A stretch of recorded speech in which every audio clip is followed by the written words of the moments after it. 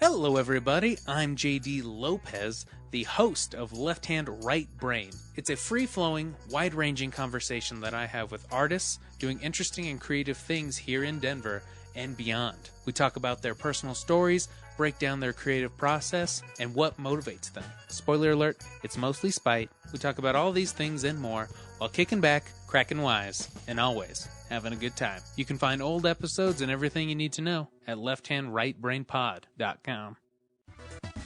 Hey everybody, there are a ton of ways that you can follow us online. We've got our website, realnerdspodcast.com, that you can go to and you can read articles and find the podcast episodes there as well. If you like social media, you can follow us on Facebook at Real Nerds Podcast or on Twitter and Instagram at Real Nerds. You can also call us anytime and leave a voicemail at 720-6nerds5, and then we'll play your voicemail on the show. Thanks for listening. I hope you like us. Hi, this is Jonathan Tiersten from The Perfect House and Sleepaway Camp, and you are listening to the Real Nerds Podcast.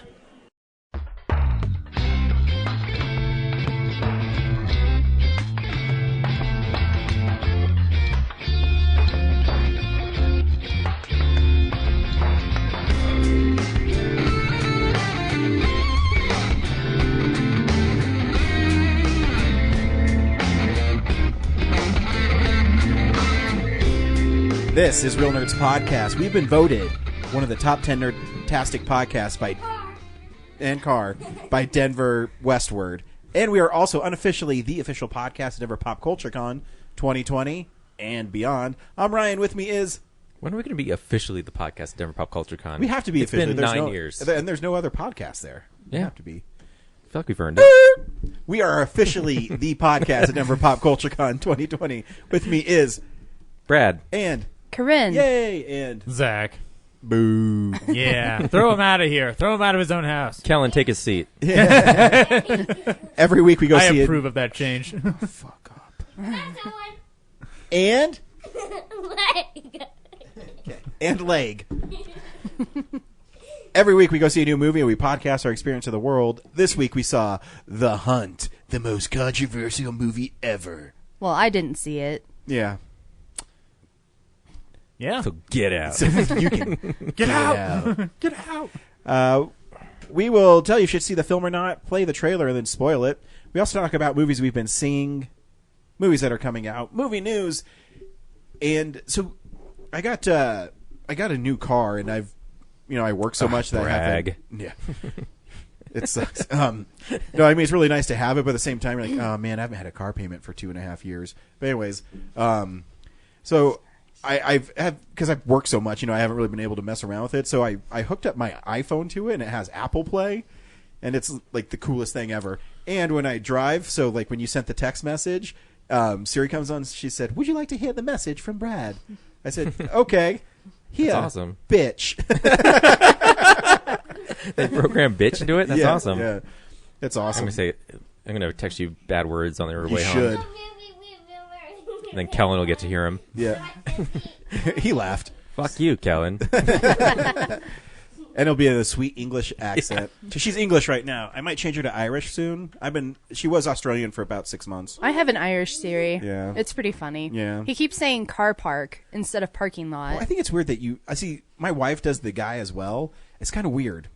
I think the guy is weird. You jealous? I don't want to be yelled at by more American women, okay, Ryan? Stop talking to my wife. Get out of there! What brand is your car? Toyota. Oh. Yeah, like Jeep doesn't have like Apple connectivity, so I'm jealous. Well, it's weird because my old car was a 2013, and just the advances they've made in the interface is crazy. You read about them, but when you actually see them in use, is pretty great. It has to be connected hardwired. You can't use it through Bluetooth. Really? Yeah, which is weird. Yeah. But it's so you have a lightning connection, basically. Yeah. But it charges automatically, so I don't need a power outlet anymore. Oh, you just lay it on the console and it charges. Yeah, it's pretty nice.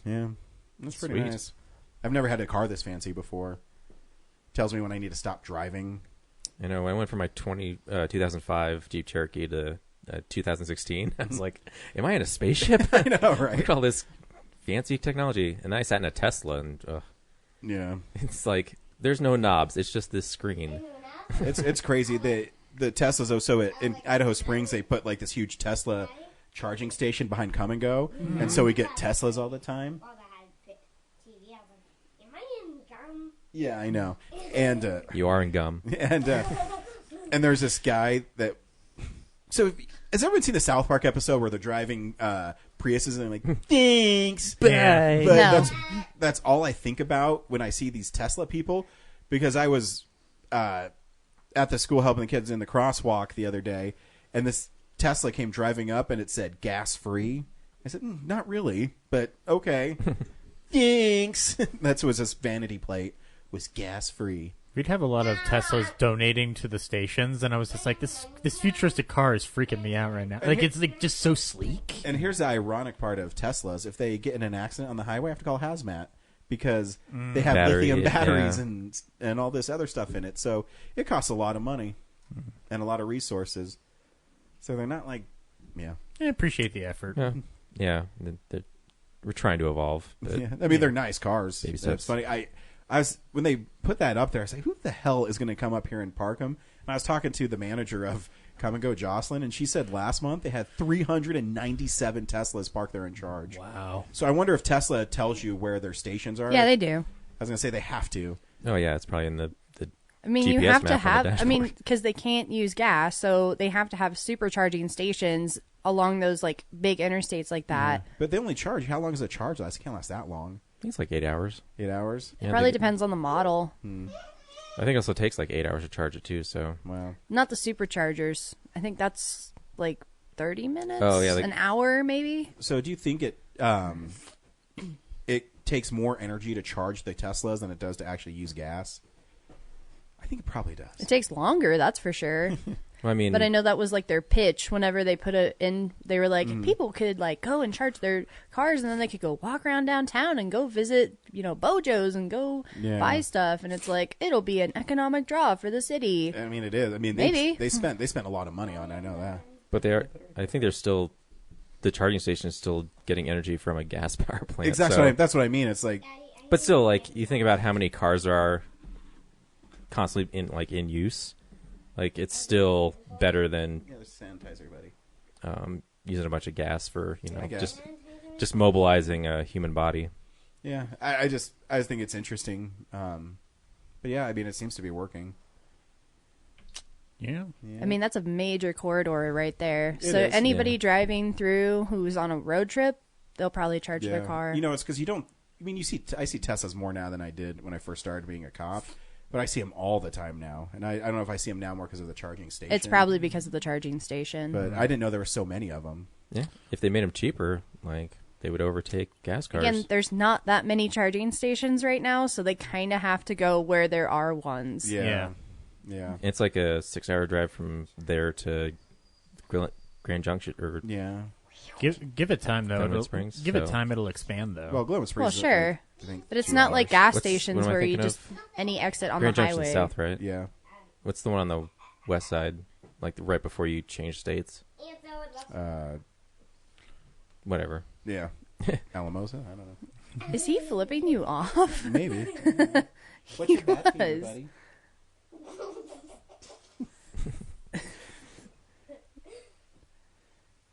And I left my I think I left my credit card at Alamo last night because I went to get gas today. I'm like, oh, don't know where that's at. But I did check my account. No one's used it, That's good. and I used it. I did get M&Ms at the Alamo last night. They put that card in quarantine. Well, I try to call them, and there's leave a message, and we'll call you back into 1 or 2 business days. What? I'll just stop by. Anywho, Cool. I guess I'll go to the Alamo and pretend I'm Ryan Frost and get me some pizza. Hello, my name is Mr. Frost. I believe you have a credit card for me. Look, I can prove it. Here's my friend's podcast.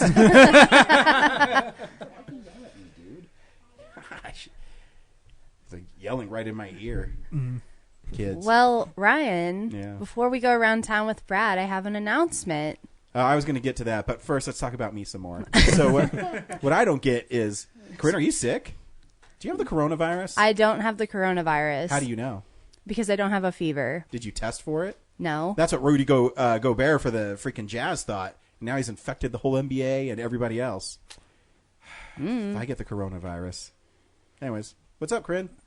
Well, I was just going to let everyone know that today, which is Sunday, I will be announcing our new series of web posts, articles on the website.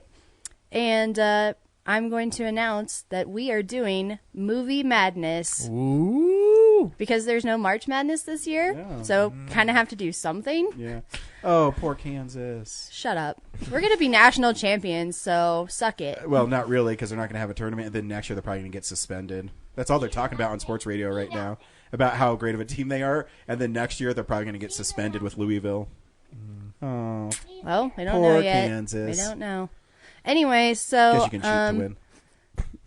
the announcement post will be on the website. Go check it out. It'll tell you how to interact, what to do. But basically, we're going to have 16 movies, and they're going to be in like one-on-one matchups until there's only one left. So are you going to watch these movies, or are we just picking them? No, you're just picking your like which one you think is the better movie. Okay. Wait, we're doing this too? Well, Sure, why not? you can. You can vote, right? Yeah, you can vote. Yeah. Oh, so you're gonna have like an application online to? Yeah, I was Do hoping voting? we could put it on the Facebook page, and then I'm going to put it on my Twitter page, and people can go and vote for which one they like better. And then the winner will advance to the next round. Nice. We can vote. Our voice counts in Yes. this particular voting Yes. circumstance. Yes. Awesome, Corinne. You already have the movies all mapped out? Yep. We have our brackets set. How did you decide on this bracket? Is Well, this personal taste or take it off IMDb or something? No, I actually just went over to my shelf and picked out 16 movies. It's very scientific. Well, we've got genres instead of regions. You know how they have like the Yeah, South, yeah. the Oh, East. cool. So we have old school. We've got romance. We've got animation and superhero. Okay. Nice. So we will have 4 movies in each genre, 4 divisions, okay. right? And then they will advance to a 2 conferences. last 4, if you will. We have to be very careful not to say anything that's trademarked. Well, you say or- the final films instead of the final 4. yeah, the final films. And then Wait. one will be crowned the winner. The NBA gets to take the phrase "Final Four." What if I'm down to my final 4 bottles of water, or my final 4 donuts? Bring money. The way things are going, you will be down to your final 4 of everything. Sounds fun, Corinne. Good idea. Yeah, so that'll. I'm hoping that we can start the polls for our first matchup on Thursday.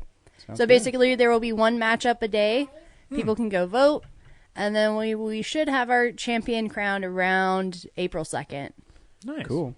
Well, I was reading that they might actually do the tournament in April. Once they get That'd be past nice. this, like month or something where everyone's That would be kinda- really weird because then it would be like April Madness instead of Yeah. March Madness. But It's I can madness. See why they do. I can see why they do it. I mean, I was reading. They're an going to article lose a hell on- of a lot of money. Yeah, well, I think it was on Sports Illustrated that CBS and Turner that broadcast most of the games are going to lose $500 million. Yeah. I'm sure. I guess they're I gonna find a don't get way. how they're going to get the stadiums and stuff for it, though. Because wouldn't those stadiums already be scheduled for other events? I mean, they could be, but I mean, it's April, so maybe not. I mean, where's the Final Four at this year? I don't remember. It's like Indianapolis or something. I can't remember. It's usually Indianapolis. Yeah. So I mean, there'll be no football, so they can definitely put in a football stadium. It's true. They usually do that for the regionals anyway. Yeah. So I think they'll be all right because I mean, football doesn't start till August. I mean, I would rather have it later than not at all. Yeah, I agree. Because here's the thing: is I actually kind of feel bad for the student athletes that are seniors, and you never get to play again because Right. of a coronavirus. That sucks. Anyway, sorry I hijacked the show there, but I wanted to announce that. So everyone, go to the website, read the announcement post that names all the 16 movies, all the matchups, or the first round matchups anyway. And then on Thursday, go vote on the Facebook page I'm or a on little my Twitter. disappointed because I'm guessing that Army of Darkness is not going to be in this. It is not because it's not on my shelf, Ryan. Well, it's the greatest movie of all time. Also, and I can't it's believe not in any of those genres. I know you don't have like horror at all. No, because I don't own any horror movies. I don't know. Ash is kind of Did you do romantic. comedy? Yeah. What if we haven't seen the movie? Should we still vote? Yeah, vote for the cooler one. If I haven't don't know. seen either. I mean, I think you should see them. So I have to watch these movies before I vote on them? you've probably seen at least half, I would guess, because half of them are pretty big movies. That's what you said. Literally. And actually, I take that back. Ash is a superhero. He is a superhero. He is a superhero. Actually, you've probably seen most of them. There's maybe like 3 that you maybe haven't seen. I bet you've seen him. I don't know. I've not seen a lot mind's of common stuff, so people are always telling me, "You haven't seen this movie?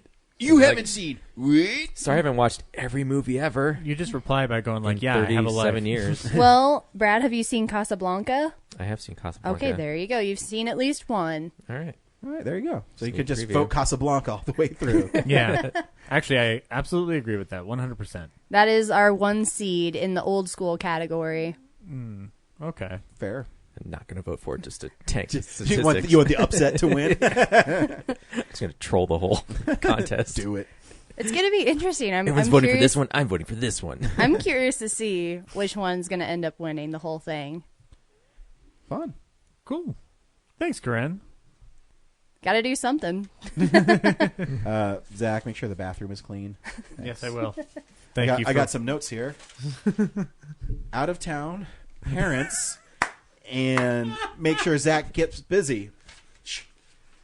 Bathroom. What chores Zach's going to do? Hey-o! For all those listening at home, I did Johnny Carson. Is this on? Hello?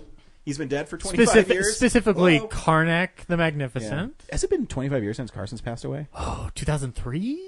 Oh, maybe not that long. So, not quite, but 17. God, we're fucking old. he's been gone a long time, Yes. though. Like, I remember when he died, like, how big a deal it was. He was all over People magazine. It's the same with, like, Bob Hope. Like, when they died, like, everybody, like, it's Well, it's flooded. an you know? icon. Yeah. And this is before the internet, like, is huge. So, like, it's all in print form. Like, you could find back issues of all this stuff. Speaking of icons, Brad, what's happening around town? Hey, film buddies, follow me around Denver.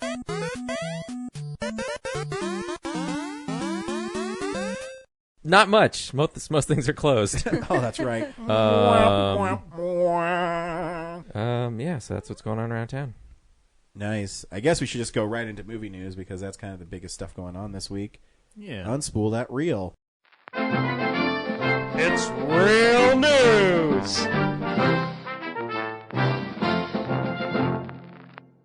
That's it going around in a circle, making that noise. Remember that in Gremlins where the scientist is killed by the gremlins? Yep. And then the film reel just keeps on going. Yep. Practical effects. Well, before we get into any of the bigger news, we'll do some positive stuff. So Spider-Man 3 is supposed to start shooting in July, and It then will. Tom Holland has confirmed that Zendaya is coming back as MJ. So, and I believe I believe this is the final Spidey film, like the one that they made the deal for, essentially. Yeah, they made one more, and he's going to appear in one more Marvel movie. But he's also Spider-Man at the new Disneyland ride, So, Web, which opens in September, which looks really awesome. You should go to Disney.com and look at the Avengers campus behind the scenes. Oh, dude. I need to go to Disneyland. Yeah. So in it, you get to pretend like you're Spider-Man and shoot webs, but they made this technology where you don't put anything on you because they didn't want to restrict you as a rider. You want to feel free. Oh, dude, it's going to be so awesome. Is it similar to how that Mickey and Minnie Railway ride is? Where Yeah, like, it's basically the same concept where it's all programmed through a cart, but, you know, they use lasers, I guess, where your hands are shooting webs, and it's going to be awesome because it's Spider-Man. very neat. They knew what was up. Peter Jackson is going to be releasing a documentary later this year for Disney called Get Back, which is it's a documentary about the Beatles recording Let It Be. So if it's anything like the They Shall Not Grow Old movie, it's going to be comprised of several hours of footage and will possibly be in 3D if they decide to do some kind of theatrical release. That's not part of the news. I just want that to happen because what better way to watch a Beatles movie than in 3D? It would be my guess. You'd want to be able to finally have them right in your face. Get the depth you need in the studio when they're recording. Yeah. I mean, that's the entire argument for 3D for every movie. Yeah. But this is What's what special about this news, Zach? the Beatles. The Beatles. What if we lived in a world where they didn't exist? 2 of them do. 2 of them are literally worm food. But what if there was an entire movie made about where they didn't exist? Yeah. Anyway. This is another Spider-Man piece of news. Roberto Urquidi wrote part of Amazing Spider-Man 2. He did. He's being brought on to One of the write 6. a spin. Yeah, James Vanderbilt's one of them, and I like that guy. But there's a Spider-Man spin-off that is in the works with Urquidi attached to it, but it doesn't say who he's tackling. So, Yeah. any thoughts, Ryan? Or? I haven't. I mean, I know they're trying to make a Black Cat movie. Yeah. Which, that works because she can hold her own. Yeah, that'd be neat. It'd be like a heist movie. Update from last week. Remember that Jason Statham movie that was supposed to happen that Statham's no longer part of? Woody Harrelson is replacing Jason Statham on The Man from Toronto, so he got brought in very quickly. I'm pretty sure that won't last long because I'm sure that will get canceled too. It's interesting. I was reading that on the Hollywood Reporter or Variety. They're basically saying that Statham's the biggest asshole in Hollywood. Really? And he's really hard to work with, yeah. Huh. That sucks. That's strange. Industry insiders. Nothing came out over him regarding Hobbs and Shaw, did it? Oh, no, because Rock likes him. Yeah, I guess so. Rock likes everybody. Diesel. Let's see. Bob Iger confirmed that on Disney Plus, Song of the South will never appear on it, which, if you have Disney Plus, they also don't have anything above a PG-13 rating. Yeah, so there's but I mean, there's ways to watch that film. I think, like, if I mean, you can watch the segments. Yeah. You can watch the cartoon segments. They're never going to do the Uncle Remus segments. And you can watch Zippity Doo-Dah. Yeah, so, like, but it's if you listen to You Must Remember This, they did an entire series on Song of the South that is a fascinating listen in terms of how that film has been approached over the years since its release and even its re-release in the 80s. So it's a pretty fascinating piece of film history to consider. The last positive news is that Karen Kusama is gonna do Dracula for Blumhouse, and I'm fucking stoked. Yeah, she's a really great director, dude. You were the one who got me onto The Invitation, which is a fantastic film. And she's done other great films too, but I am very curious to see what she does with Dracula. That might be a horror film you like. It's not really a horror film. It's really a self-contained story, and it only takes place in one location. It's more like a thriller. Yeah, and it's just about people that don't trust each other. It's really good. Yeah. Is it streaming somewhere? No, I'll let you borrow it, though. It's a Draft House film, so it's on their like boutique label of Blu-rays. And then we'll just get right into it. We're in Virus Watch Week 2. Alert, contagion, outbreak, Motaba virus. So amongst the ways this thing kicked off over the course of this week is Tom Hanks and Rita Wilson have contracted the virus when they were out in Australia filming the Elvis Presley biopic, which has since shut down its production. The release schedule has been fucked completely. Amongst the things that have been shuffled and moved to either later in the year or next year are A Quiet Place Part 2, which actually is an indefinite, like they don't know when it's coming out yet. F9, the best keyboard on the shortcuts list, is moving to 2021. So that's weird. Family delayed. That's like, why would you push it out so far? Maybe they want to tool with it more. Wait, that was supposed to come out in April? Yeah. I think some studios are using this as an excuse to like redo CGI and reshoots without taking blame for them being crappy. Yeah, it's the virus. Maybe that's as good. Maybe Universal saw Fast 9. And they go, Didn't they just start advertising that? Yeah. That's super weird. Yeah, and there's a bunch of series that were going on like via Harkins and stuff like that I assume were to coincide with upcoming releases, because there was supposed to be there is a Bond marathon going on for Daniel Craig's Bonds that I'm assuming was supposed to tie into the No Time to Die, which got delayed last week. So. Yeah, that one makes sense because, I mean, that was supposed to be an event movie, so then they move it to November where there's really no other event movies going on. And where James Bond movies usually debut, so it's safer to predict. And then, like, amongst other things, the Lovebirds with Kumail Nanjiani has been delayed. Tribeca Film Festival has postponed its events. The director of the Shang-Chi movie had to self-quarantine. And AMC theaters, this is something we were talking about over the week, is, you know, if theaters are going to close, they, AMC and Regal are cutting their seating in half. So once they hit a 50% cap on their theater seating, then it shows as sold out. So then that's their way to combat it and stay open at the same time. And the most ironic thing about this is, you know, Hollywood's putting up the front that they care about people. You know, they just want to make money because they're if you cut it in half and people are afraid to go out, then you're not going to make as much money. Now, keep in mind those are the bigger chains, but smaller self-contained theaters like the America Cinematheque in LA, they've canceled their stuff entirely. So they just, like, one, they probably can't afford to operate with that low of an attendance, but two, they're playing it as safe as they can. Like smaller theaters, like stuff in New York and whatnot, are just shutting down completely. They should also, when you go to the screen to choose your seat, they should also block out seats next to each other. So social distancing. Because you can cut them 50%, but people still fucking sit behind me at the movie if it's empty.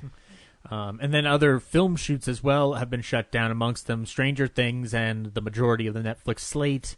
They've shut down different productions, including, as of recently, Batman or The Batman. Well, stuff like that too, though. It probably doesn't matter because what they'll probably do is they'll send either second unit stuff out, or they'll have the CGI guys work on stuff, so it still comes out because you can, you know, or previs all their. The Batman wasn't supposed to come out till next year, right? No, but like I said, I remember watching or reading an interview with Kevin Feige. Mm-hmm. Some of this, like, battle scenes they actually start doing before the movie even starts production. Yeah, because they're so intense. So they still have work to do. They'll still come out on time. Ford v Ferrari, the Blu-ray shows they did CGI of all the races first to see like what shots they wanted to use. Oddly enough, they did different shots when they actually filmed it, but like that was all done before the movie was shot. So so they'll figure it out. Yeah, but I'll leave us out on a positive piece of news. We're getting Scream 5, and it's going to be from the guys who did Ready or Not. And that sounds like a lot of fun. Yeah, I'm totally down for that. I think Scream 4 is a pretty fun movie. Yeah, Scream 4 is fun. It's going to feel weird since Wes is not at the helm, because he's dead. But, you know. I guess they can bring him out on set. Be smelly. Did I tell you that I watched Ready or Not? Yeah. Ooh. No. How long ago did you see it? Did you like it? I don't know. It was a couple months ago. It was okay. Okay. I thought it was fun. Yeah, it was fun. I had to fast forward through a couple of parts because I was like, "Ugh, this is just gross." Like the part where she like falls into the pit with all the carcasses and stuff. Yeah. Oh, I was like, "Oh no, no." So Brightburn isn't for you. Oh yeah, I doubt it. You would not like Brightburn. No, Brightburn's good. Brightburn's awesome. Yeah. I did like the final shot there with her sitting on the thing and smoking the cigarette, and the house is on fire, and she's just like, "In-laws," or whatever she said. Yep. That's news. That's where Corinne and I are different. Like, she's like, "Oh, gross." I'm like, "Slow it down, slow it down, stretch it out." Oh yeah, and I think it was like maybe after she fell in the carcass pit, and then she's like climbing out, and she's like taking forever, and she like stabs her hand on the nail, or I was like, nope, we're fast forwarding through that. Does the stuff in Indiana Jones and the Temple of Doom creep you out? Yeah. Like when she sticks her hand in all the bugs? Yes. The switch on the right. I fucking love that movie. Or when Mola Ram reaches into Indy's chest, or the guy's chest and pulls out his heart. Yes, Marion. What? Oh yeah, I was terrified of that movie as a kid. We are going to die. The reason there's a PG-13 rating. Yeah. That was the one that I watched the most as a kid. I love Temple of Doom. Yeah, it's fun. A lot of people don't like that one. I love that. It's my least favorite of the three. Mm-hmm. Because it's scary? Or? Of the three. Yeah. But we don't count Crystal Skull. Yeah, we do. Crystal Skull's fun, too. No. It's fine. I don't know if I would rather watch Crystal Skull or Temple of Doom. I don't know. I guess if you're looking for lighter fare, it's Crystal Skull. But Crystal Skull. It's fun. Yeah, but then he's old. So? Harrison Ford's awesome. I mean, at least in Temple of Doom, he's young and good looking. He crashed an airplane and walked away? That's awesome. I know. He's super cool. He was in Wichita again recently. Was he? Mm-hmm. Oh, I actually knew he did like that because I know Wichita's a big yeah, he goes there once a year to service his plane. Yeah. He told himself, get off my plane. Yeah, I freaking love Harrison Ford. Yeah. He's a cool cat. I actually want to see that Call of the movies in the movie Madness. He should be. I mean, Raiders of the Lost Ark is probably one of the greatest movies of all time. So I don't play Han Solo anymore. Shows up in Rise of Skywalker. For Carrie. He's like, wait a minute, lots of money? Done. That's what I mean. Like I always beep beep. Oh, the dump truck of Disney movies coming to my house. You know, I now it's not as big a thing as it was 15, 20 years ago about being in a franchise. You know, Batman or something. I would always say, if you're going to give me enough money, who cares? You know what I mean? Like, I will be Spider-Man until the day I died if they're going to give me $30 million every time I put on the suit. I don't know why you don't want to do that. Creatively, I get bored. Oh, $30 million. Done. Sam Raimi was paid $50 million for Spider-Man 4 that was never made. Pay or play. Wow. You know where that money Wish went? I had that into kind of his gig. lovely, lovely garden that I'm sure is sprouting with plenty of flowers. And that's why Sam Raimi doesn't make movies that much anymore. Yeah. He's like, yeah. It's actually not like big news because he's doing that thing. He's doing something for Quibi, and I guess he directed States of Fear. Yeah, and I guess he did one of the episodes, so we'll get something we met from him. Two of the directors, Brian Netto and Adam Schindler. They did Delivery. And they're doing one based on Minnesota. Very cool. Yeah, that's news. Yeah, Delivery is a cool movie. It's basically a TLC reality show, but the baby is like Satan. Didn't they rename it though? Because some other movie came out that's called The Delivery. Or Deliver Us from Evil. Well, I have the DVD. They renamed it for the DVD called Delivery: The Beast Within. I don't know, whatever. The DVD is cool. It has commentary and behind the scenes stuff, and it was only available at Walmart. And those guys are really nice. They're my friends on Facebook, and they always say hi to me. Yeah, their interviews on the website somewhere. Yeah, you should look it up. Mile High Horror Fest 2013. No, I mean Telluride 2013. We have a lot of stuff on our website. We have interviews, articles. I noticed when I was fixing it up this week that I still haven't gone back and converted, I think, volumes 2 through 5, 6 of the episodes. So they're like those are posts and they're not episodes on the site. Yeah. So it's sorry. It's under construction. Yep. It's like the Dunder Mifflin under construction website. Anyways, these are movies coming out on Blu-ray and Ultra HD this week. DVD releases and Blu-rays. Well, if you want to brave through the stores on Tuesday, you can get Jumanji: The Next Level on 4K and Blu-ray. When you pick it up, you have to look smoldering, though. Yes, you do. That's a joke from the movie. Anybody? Hello? I didn't see it. You haven't seen it? No, have you seen the first one? Yeah, I did. It was fun. So The Rock, one of his attributes is his character is he gives smoldering looks. And so people will be talking, and all of a sudden he'll just stop and look at the camera. It's really funny. Yeah. The rest of the movie is meh. Also on 4K and Blu-ray, you can get Superman Red Sun. Is this the Superman story via the communist perspective? Or? Yeah, it's based on the graphic novel. Yeah, Mark Miller and I forget who the artist is. But what would happen if Superman crashed in USSR instead of America? Oh, okay. And so he becomes kind of a bad guy. Oh, okay. Neat. Interesting story. Sweet. I'll get it when it's $6. On Blu-ray only, you can get Richard Jewell, Clint Eastwood's latest directing effort, which I have not seen yet. But you'll have to. Yeah, I'll have to. Sucker. This is what I get when I pick a subject. I know I'm going to have to watch a show on FXX because Cate Blanchett is in this TV show now. I don't know. I saw her pop up. I said, oh. Yeah. TV shows count? I guess. Well, I did put Robert Downey Jr. as the fat guy strangler from Family Guy in my rankings of Robert Downey Jr. stuff. I think cameo's okay. He's pretty big in that episode. The commentary is really funny because Seth MacFarlane said that his son was a really big fan of Family Guy and he had no idea what it was, and so he called up and asked if he could be on an episode, and they said yeah. Very nice. On Blu-ray only as well, you can get Blumhouse's Black Christmas from last year.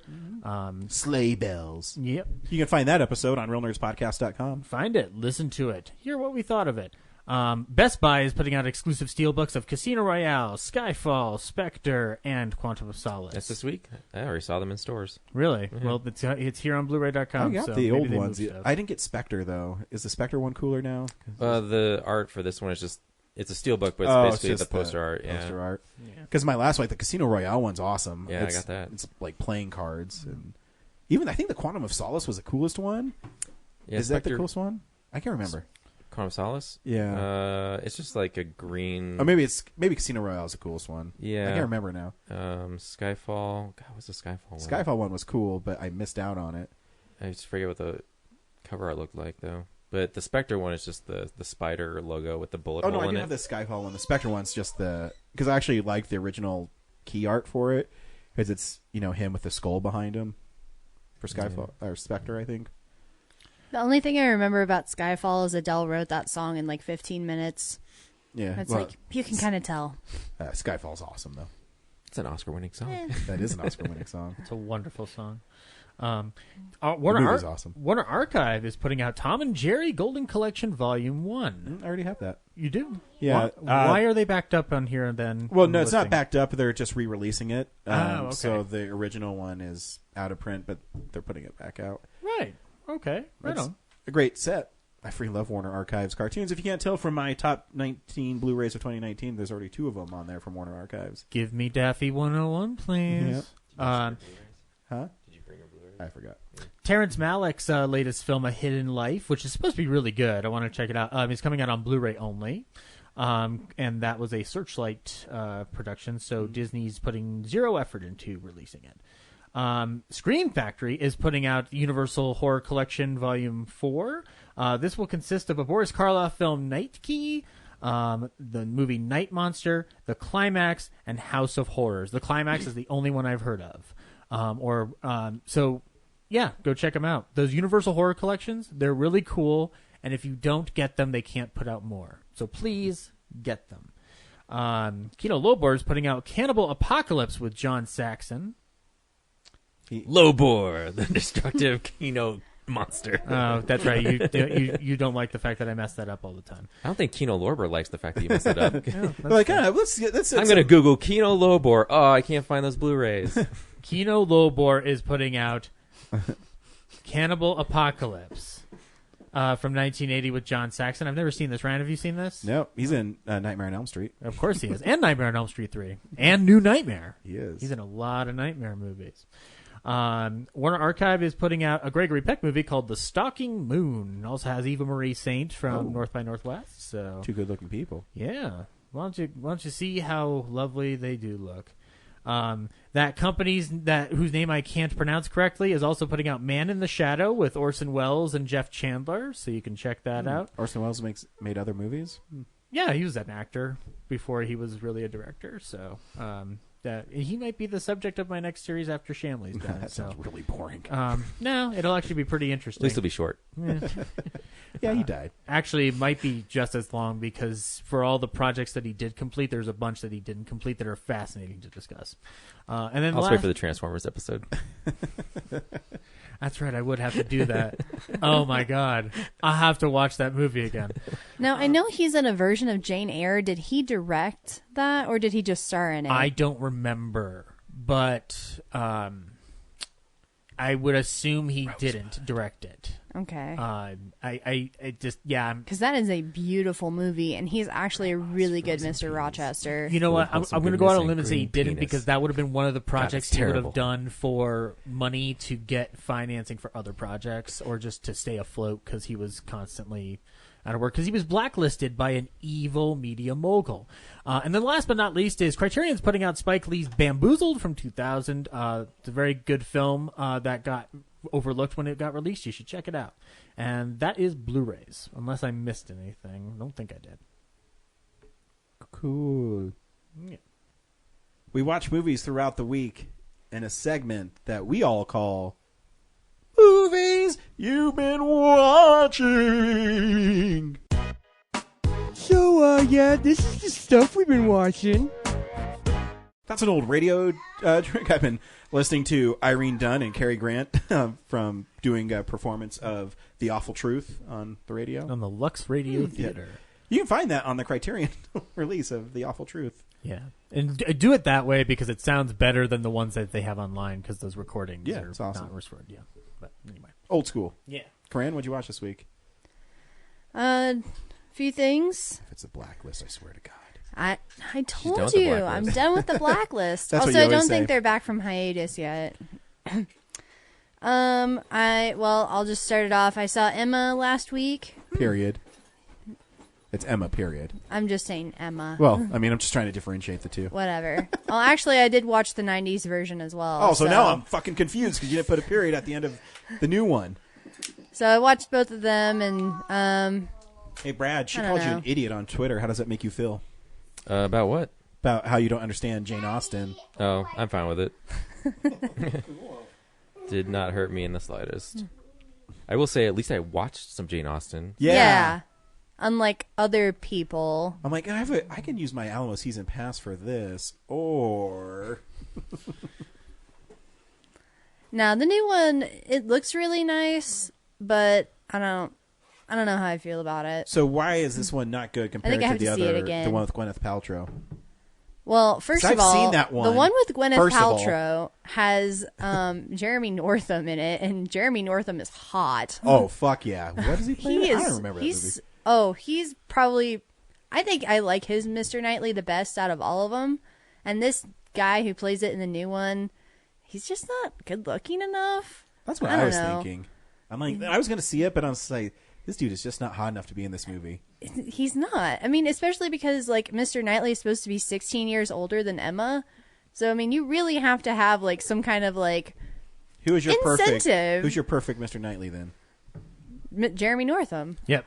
But besides him, if you had to cast this movie right now, who would it be? Daniel Craig. No, he's too Martin old. Freeman. No, he'd have to be like around 35 or 40. Martin Freeman.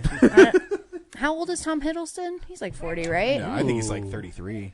He's really young. He could do that. He could play older. He could do that. Look, he did it in maybe like in his late 30s now. Why does it have to be a man? Why can't it be a woman? Yeah.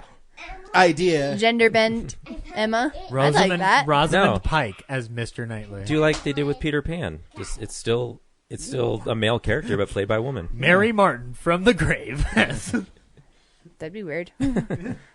But interesting. But I'll have to think about that, Ryan. Okay, so why is this one not as good as the other ones? You think it'd be better because of Weinstein didn't make it? It's a lot. There's a lot going on. I guess the big thing for me was, so spoilers, the proposal scene at the end. So Mr. Knightley comes and proposes to Emma, and I guess they changed the dynamic because Emma is not supposed to know that Mr. Knightley is in love with her in the proposal scene because she is supposed to think that he's in love with Harriet. So it comes as like a big shock to her when he's like, I want to marry you. And she's like, really? Like, I am in love with you. And so it's like a great moment. And she's like super relieved that he's not in love with Harriet, that he's in love with her. And then later she's upset about, oh no, but what about Harriet? So this movie completely changes it. In a fucking closet. This movie completely changes the dynamic by instead having Emma and Mr. Knightley know that the other likes them. Mm-hmm. So the dynamic in that proposal scene is very different. And so then when she, I about had an aneurysm in the theater when her nose starts bleeding, and he's like, I'm in love with you. And I was like, did we just step into like Emma and zombies or something? Like, I'm listening. What is happening? Like, seriously, her nose starts bleeding, and I was like, what is going on? Yeah, like there's never an allusion to she might be having some kind of physical problem or anything. Instead of this, before or after that moment, it's supposed to be a moment of euphoria and like, oh my gosh, and then it's like romantic and everything. But instead, maybe she it's supposed just to like represent the time she became a woman. Shut up, Ryan. You didn't even see the movie. I've seen the Gwyneth Paltrow. That's one of those things where I mentioned it felt like they added just like modern quirky humor just to change it up a bit. Yeah, I agreed with you when you said the tone was weird. I did think that too. So, are you a big fan of Jane Austen's books? And these yes. You don't like it because it's not true to the book? I did not like that because it just ruined that moment. Like, that moment is so big in the story, and they totally ruined it by, instead of her being relieved and happy, she all of a sudden, her nose starts bleeding and she starts freaking out about, what about Harriet? Like, I thought you were in love with Harriet, or whatever she said. I don't remember, but like, she gets all upset, and it's instead, it's just as someone who hasn't read the book, like, that didn't, like, the fact that her nose bled seemed odd because it had no setup or repercussions on the end of the film. But right, as far as, because they changed it, but story wise, I was like, okay, like the tone of that moment, it seemed like, oh yeah, everything built up to their. It kind of felt like, what's his name, Knightley, out of left field. That, like, he spent so much of the movie like acting like kind of being mean to her, or antagonizing her, and then for him to kind of turn around after one dance and be like, oh, I am in love with her. I was like, whatever. Fuck it's you. Like you it's should. Like, I guess everyone's just in love with each other because there's like no other people around. You should watch the 2009 BBC miniseries with Romola Garai, because it is awesome. It's like it's way. Well, if Ryan recommends it, I'll do it. And Michael Gambon's in it too. He plays Mr. Woodhouse, and he does a better job, I think, than Bill Nighy. Although Bill Nighy is good, but I think they just mischaracterized his version of Mr. Woodhouse. It was really weird. Fucking A, he's just a hypochondriac, I can't believe right? that they would even let that be on screen. I don't know what you're talking about. I thought it was funny when they kept putting up screens between everything, like pretending they were in separate rooms, but they really weren't, and then just talking about private stuff. I mean, the fact that, okay, so they got Mr. Elton right, but then like by the halfway point, they just kind of like had to fast forward through the rest of it, because it's like we spent so much time on the first half of it that, oh crap, like we don't have enough time for everything that happens in the second half, so we just have to like speed through it. How long is the movie? It's like 2 hours. Okay. So like, you know, they get all the beats with Mr. Elton right, you know, and how he, like, Emma thinks he's in love with Harriet, but he's actually in love with Emma. And so then like the carriage scene, and then by the time Frank Churchill and Jane Fairfax roll into town, you get to spend like 3 scenes with each of them, and that's it. Mr. Elton's a fucking creep. Yeah. Well, that's the whole point. Yeah. But I mean, Jane Fairfax and Frank Churchill are like some of the most interesting characters in the story. And so the fact that you just kind of gloss over them is really a disservice. But yeah, this version made me hate Frank Churchill more than any other version, because they make the point of telling you that he basically skipped out on his father's wedding on purpose. Like, he could have been there. But he shows up for Emma's wedding, which is like, so why did he skip out on his FU. father's wedding? They don't explain that, but What just a like that he's a selfish, he he's does just what he a wants. selfish guy. He's rich, That makes sense. If I was rich, I'd do whatever I want. rich and privileged. Yeah, that he's basically just, you know, he's been separated from his dad most of his life because he was raised by his aunt and uncle. So he doesn't really feel like he has any obligation to his father until Jane Fairfax rolls into town, and that's when he actually takes the time to go and see his family. You know what I love most about this movie, Corinne, is how passionate you are about it. And it's not even my favorite Jane Austen. No, I mean like the subject. You're very yeah. passionate about the subject. I could write like an entire post about this movie. You guys can't see this because we're a podcast, but Corinne was emphasizing her points by putting dots with her fingers, and yeah. No, but I think the 90s movie is better. I don't know. Like, I noticed that the new one, there are a lot of nice little beats where they just give you a second to like process everything, and they show the characters moving around in their environments without like a lot of dialogue. But then the 90s movie is so quick, and it's like every single scene has dialogue in it, and it's like cut from one conversation to the next to the next to the next. And it's like there's not a lot of beats to just like have the characters breathe and just kind of do their own thing. So, but then you also get more of the story that way. So, I mean, there's a balance to it, but I mean, still, Jeremy Northam. Yeah. The best Mr. Knightley ever. So hot. So hot. This one's really pretty, though. Even the No. credits are pretty. Oh, you mean the movie. I Yeah. thought you meant the guy. I was like, No. No, I looked him up. I can't remember his name, but I looked him up and I was like, he's actually not that bad looking. They just made him ugly for this movie. His hair is like foppish and his teeth look terrible. But then if you look at a picture of him, he's like, he's okay. He's better than he is in the movie. Take your word for it. Yep. We'll defer on how hot guys are to you. And then, the Frank Churchill guy, he's hot in the movie, too. And it's Fucking like, A. no, you have to make Mr. Knightley as hot as Frank Churchill, or otherwise, Is that described in her book, that how hot he is? I don't remember. I don't think I'd be so. awesome if Jane Austen's like, he's so effing hot. Why are men always reduced to, like, just If they're attractive their physical... or not. Yeah. Is he a good actor? That's what I want to know. Yeah, do they have brains? Why don't you learn something about their personality? Yeah. What else you watch, Corinne? What else did I watch? I checked out season 5 of 30 Rock from the library. So back for Leap Day, I decided to watch the Leap Day episode. That's season 6. And then I was like, oh man, I miss 30 Rock so much. So I found season 5, which is my favorite season, even though Leap Day is my favorite episode.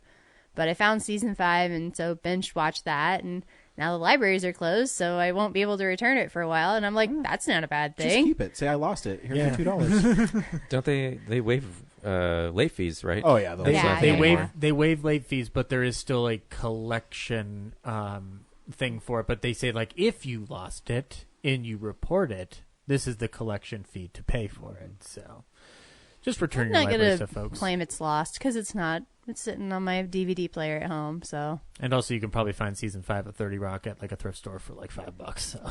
Maybe. I would just want to get the whole series at this point. I'm surprised they don't have a complete series of that. I think they do, but it's on DVD. Yeah. And I'm not going to get it on DVD. Yeah. But yeah. Parks and Rec on DVD. 30 Rock, it's interesting actually now watching it kind of post Me Too, because there are a couple of jokes in there that I'm like, I know Tina Fey like wrote this and is executive producer or creator or whatever on it, but wow, some of those jokes I'm like, really? Mm-hmm. They did that? Wow. That's because like there's a recurring jokes about like how Pete is just kind of like a skis and he pervs out on women, not just him, but like other men in the 30 Rock office. And right. Yeah. It's just, I need to rewatch it again, but like, I mean, but I will also say sometimes the Me Too movement's a little too sensitive on some of that stuff, because if you hang out with people long enough and you're friends and you're goofy with them, you're going to say things that definitely cross the line. So you have to, I think there's a balance between the two. But I just think like either it shouldn't have been in there, or it should have, if you're going to have that kind of material, arguably it should have been treated differently. Like instead of Liz just letting the writers perv out on Cirie and then telling Cirie to change her clothes, she could have been like, hey, you guys need to stop perving out on her, or I'm going to fire you, or whatever. It's not as funny. It's not as funny, but it would have been a better approach. But, you know, I get it. Comedy is like the first art form that, you know, doesn't age well. But I wouldn't even say that's an age. If it's still fun. It's like the first to age. I watch Veep all the time, and Julia Louis-Dreyfus makes a big point of, you know, I won't put words in her mouth, but she mentions that a lot. Mm-hmm. But she also wants to keep it real. So it's I think there's a fine line there between being overly sensitive and overly pervy. I think you got to find the balance there. I think comedy's like I don't think it's that it ages faster than most. I think it's just that taste adjusts over time, and that's usually the one we look to immediately, and because it's a positive emotion. I think the more stuff that's a little more cringeworthy. So I've been watching Family Guy, and there's one where Stewie goes to Hollywood and Bill Cosby's in it.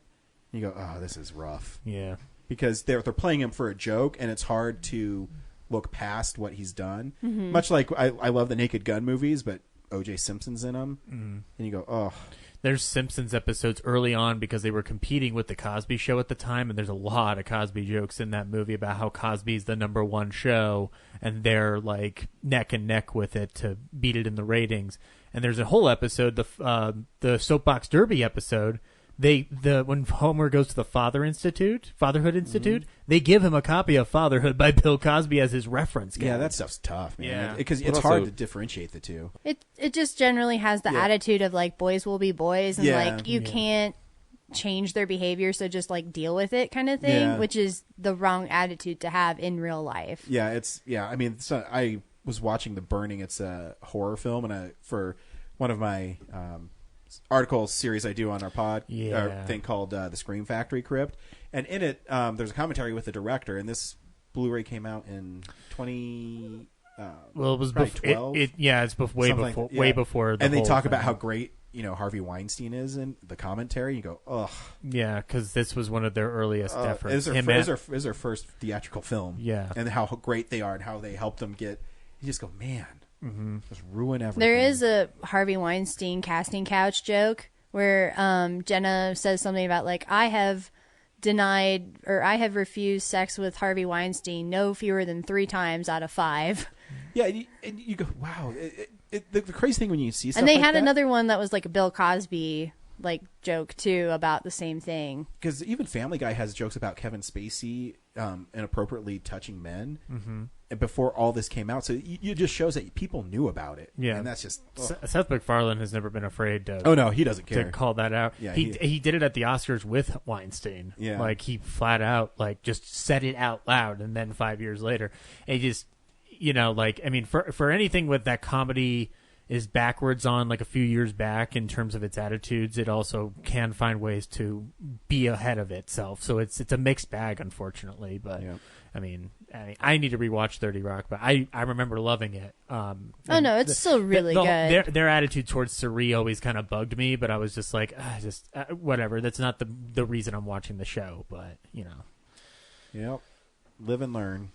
So 30 Rock, great show, still love it. I also watched a Catching the Classics that you'll hear next week. It was a really good movie. I had a lot of fun with it. But you'll just have to wait until next week to hear about it. Because we don't know the results of that poll yet, do we? Nope. Well, I mean, you could just... That one got a lot of play, though, because you picked 2 really, I think... I know. Passion-filled. I did that and since purpose. You said fun, I know which movie you watched, but... Because there's no way one of those movies is fun. You'll just find out. Did you have fun with the Zodiac? You'll find out next week, Ryan. I mean, it is kind of a romp for close to 3 hours. Would you go into Charles Fleischer's basement? Of course it's a romp. Totally. So, and then the last 2 things I watched, weirdly, both had to do with Charles Dickens. One... British stuff? You? Well, one's British. So I watched the BBC miniseries Little Dorrit, which I've seen before. It's been a while, and I kind of forgot some of the bigger plot how do you points. watch all this BBC stuff? Is it readily available, or do you have it? The Little Dorrit was on Amazon Prime, so a lot of the miniseries are on Prime. I guess I've never really looked. Yeah, I can't imagine why you would. I mean, Spaced I like.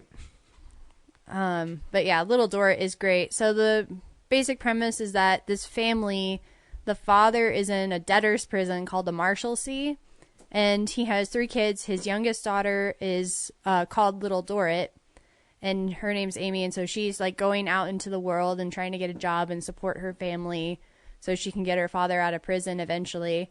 And she like comes into contact with like a family, and they have like some kind of big secret, and then there's a French murderer running around who's played by Andy Serkis. Nice. And he is great in it. He's great in everything. Well, yeah. I mean, but he's like so over the top, but he does it in such a way that it's still compelling and it doesn't feel like too cartoonish.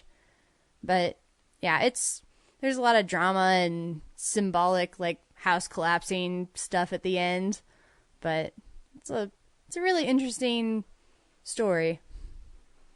Some Shakespearean levels of tragedy there at the end. Dickens is a great writer. Yeah.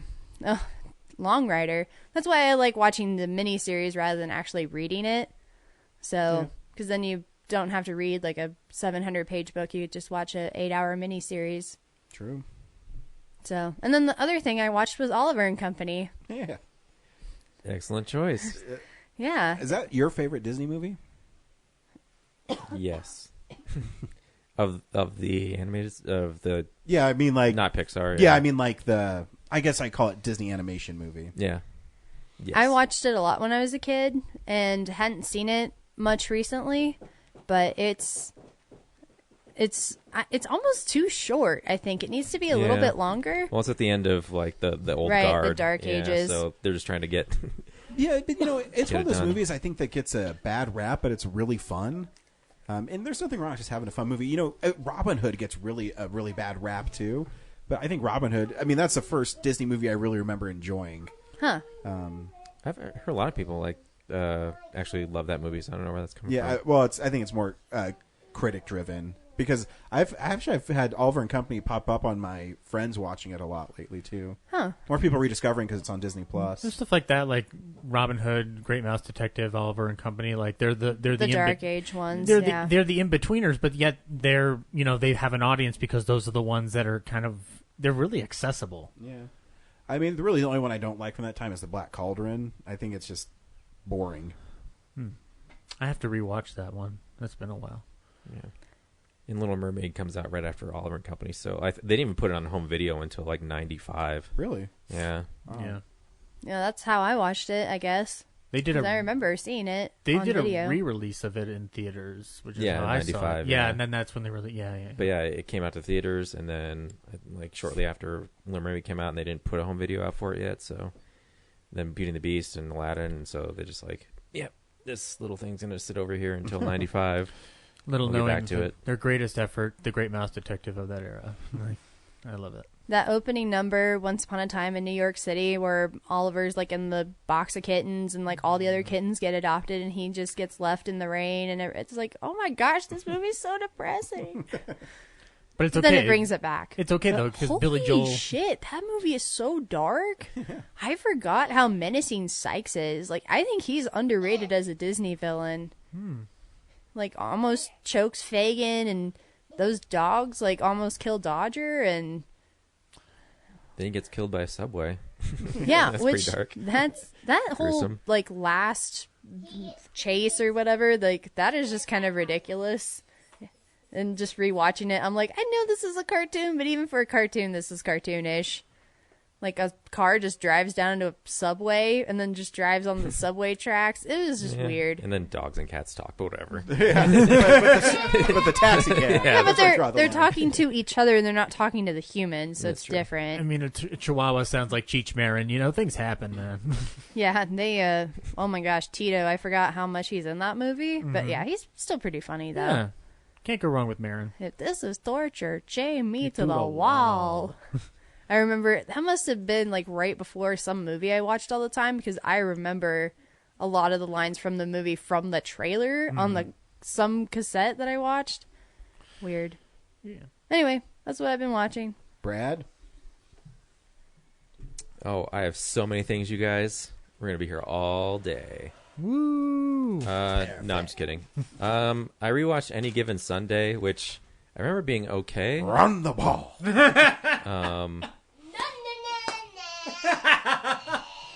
I like Kellen's impersonation of Oliver Stone movies.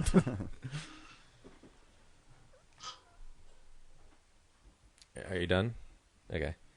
But for some reason, I completely forgot how awful the editing and cinematography are in this movie. Yep. Like, the actual story is not too bad if it was directed by someone else. No, I agree. The editing, it cuts, like, the pacing is terrible. It just cuts and cuts and cuts and cuts. Because I agree. It tries to give you the sense of... like, there's more energy to it than there is. Yeah. And then the cinematography, like, the colors are weird. Yeah. And then when the teams, like, snap the ball or, like, collide with each other...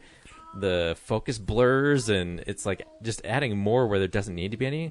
It's all over different Oliver Stone movies too. Like, it's just like the palette's weird, and it just doesn't always keep tone with what the story is supposed to be. I feel like it makes sense in like Natural Born Killers because like they're all trippy and weird, but like it's just football. Like, come on. Yeah. Did you see Savages at all? The no. one that has a similar issue with it too, amongst other things. So yeah. Did not revisit well. Rewatched Glengarry Glen Ross. That's a great movie, especially if you want to learn how to be an actor. Just great acting all around in that movie. There's no women. That's true. I rewatched the 2014 RoboCop, which I appreciated more than when I first saw it. Like, it's a little unnecessary, but what they actually, like, the subtle callbacks to how they tweak from the first, like, the original movie, are actually pretty creative for modern times. I rewatched Welcome to the Jungle, which is it's not really a Van Damme movie, but he is in it. He's very prominent in the poster. Yeah. But it's really about, like, Rob Hubel is, like, there's this group of coworkers, and they have to do a team building exercise. So they get sent to this island where, like, the plane crashes, and then it becomes Lord of the Flies with, like, adults. And Rob Hubel's, like, the coworker who's trying to show up everyone else. And then Adam Brody is the coworker who actually has talent, and Rob Hubel's stealing all his ideas and stuff. But yeah, Rob Hubel kind of takes over all the tribes and, like, makes them like have orgies and like use up all the resources and just become feral. And then Adam Brody, like, takes all the sane coworkers and they try to get off the, like, actually try to get off the island. Like Adam Brody. Yeah, and then in the middle of it, like, Van Damme, like, he's the guy trying to do all the training exercises. You know, he has them, like he's buried explosives throughout the jungle, so he has, like, you have to do this run through the forest without but it turns out he's a fraud. Like, he's not this extreme adventurer that he makes himself out to be. And then, like, he's so like, weak that he has to be wheeled around in a wheelbarrow, like, after he gets mauled by a tiger that he brought to the island. Wait, what? Yeah. Like, one of the coworkers comes, like, come to the shore, there's no tiger out here, and he's like, there's no tigers on the shore. And then, like, just out of the frame, like, this tiger leaps across and takes him off the cliff. And then he just shows up later on, like, in the dark, like, leaning next to a tree, like, all of his scratches and stuff. It's silly and fun. And then I rewatched, or I didn't rewatch, I watched for the first time Suspiria, the 1977 version. Oh yeah. And it's better than Deep Red. Like, I enjoyed it more. It's easier to follow, but still Argento, so it's but, like, by the halfway point towards the end, it felt like it was an autopilot. It was just like cool visuals and the goblin music just overpowering everything.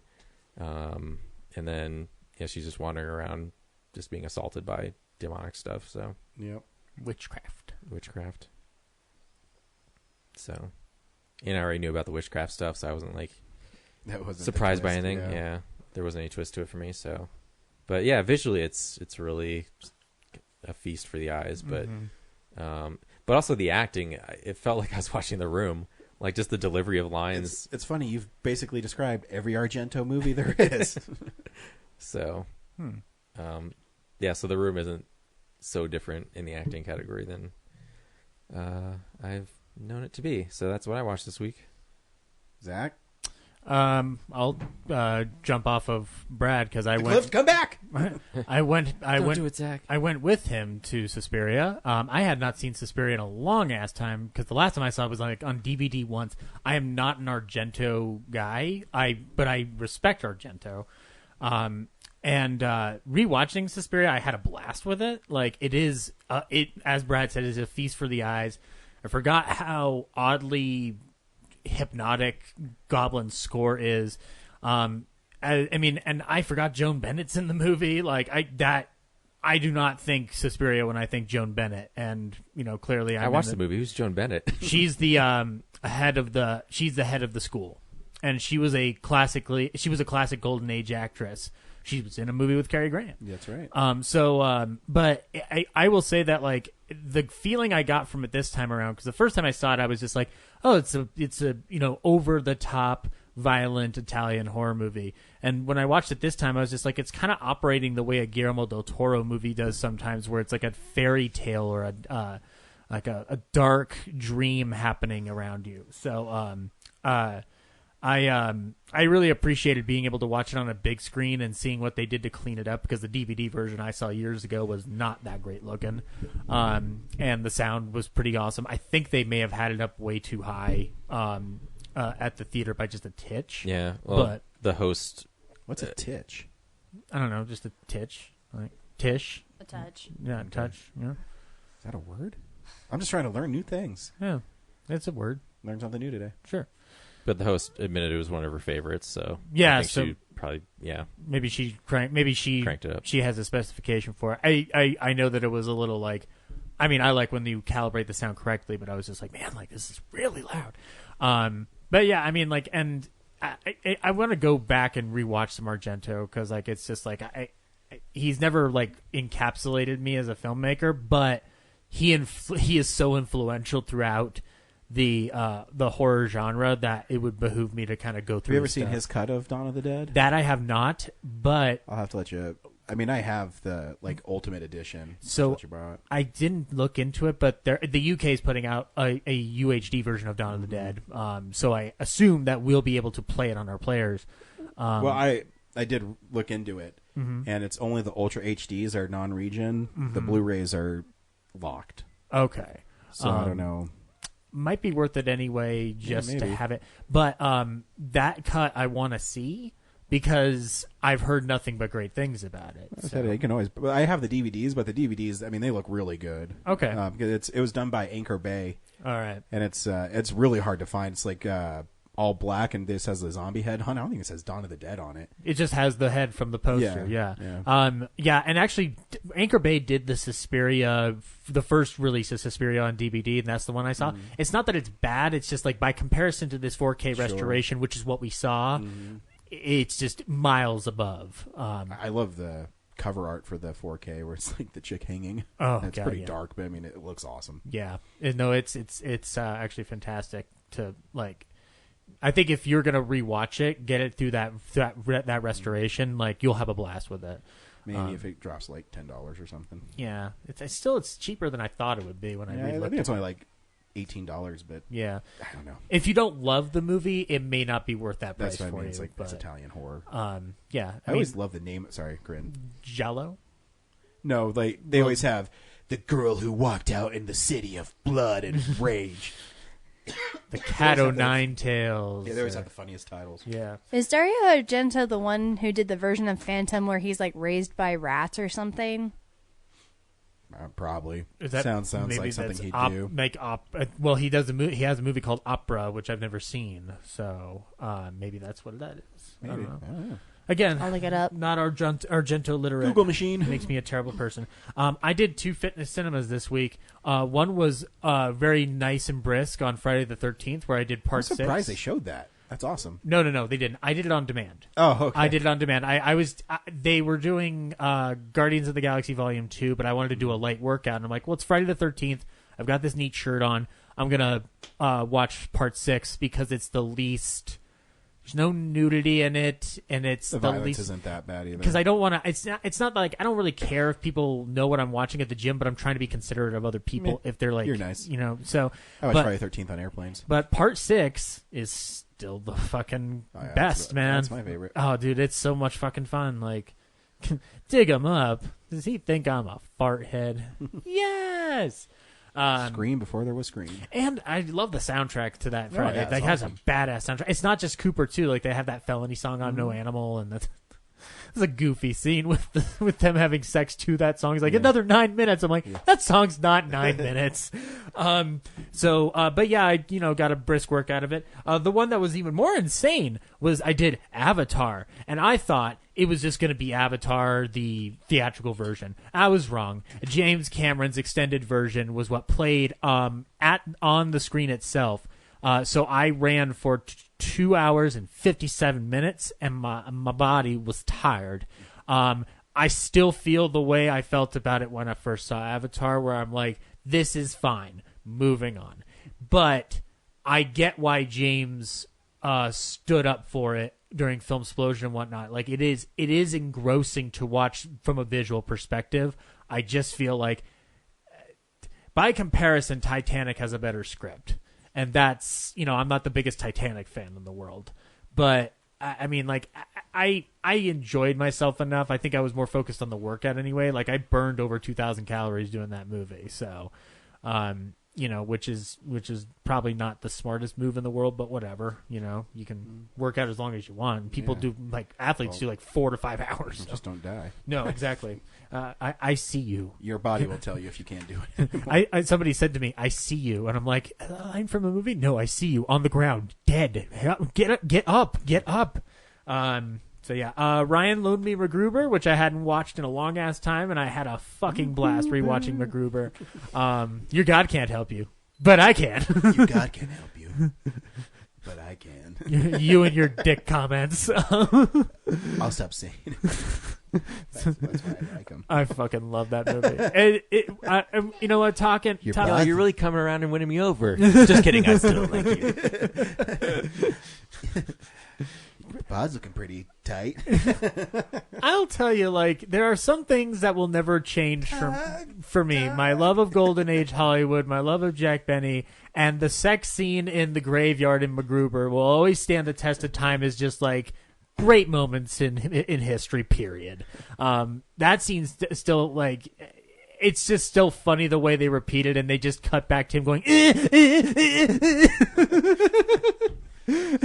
And Forte's a genius in that movie. I was actually amazed, like, how well it plays to the ethics and the structure of a canon action movie, pretty much, like a Chuck Norris kind of a movie. I mean, it's very well...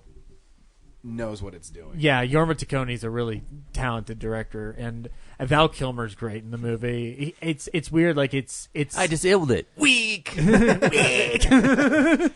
I did hire a group of elite assassins, but I accidentally killed them all in a fan explosion. Really excited too. No, I didn't, because I'm not a fucking idiot. Should see MacGruber. It's awesome. My wife hates that movie with a passion. Which we talked about it. Like it that is not for everybody, but it should be. It's pretty great.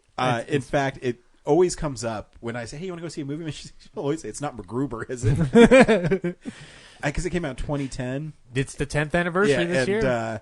I remember I told her I was going to go see it, and she still really liked me at that time because we weren't married and we were just dating. And so she said, "Yeah, I'll see this with you at the Fort Collins AMC, and we'll have a good time." There's only like 3 other people in the theater, and I'm just laughing, and she's sitting there. And when Laura doesn't like it, she'll cross her legs and she'll tap her left foot like really fast.